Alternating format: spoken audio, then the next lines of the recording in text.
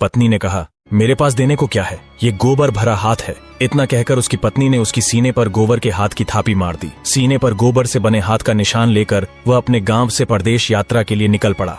लंबी दूरी और एक थकावट भरी यात्रा तय करने के बाद आखिरकार वह दूर देश में आ पहुंचा और एक साहूकार की दुकान पर जाकर कहने लगा, सेठ जी, मुझे नौकरी पर रख लो। इस समय साहूकार को एक नौकर की सख्त जरूरत थी। साहूकार ने कहा, ठीक है, रह जाओ, लेकिन तनख्वाह काम देखकर मिलेगी। जिस पर वह मान गया और दिन रात काम करने लगा। वह थोड़े ही समय में दुकान का लेन देन, हिसाब किताब, ग्राहकों को माल बेचना, सारा काम करने लगा। साहूकार के साथ 8 नौकर थे, किंतु उसने अपनी लगन, परिश्रम और ईमानदारी से सभी को पीछे छोड़ दिया। उसे अपने किए का फल मिला। उसके परिश्रम और ईमानदारी से खुश होकर सेठ ने मात्र 3 महीने में ही उसे मुनाफे में अपना साझीदार बना लिया।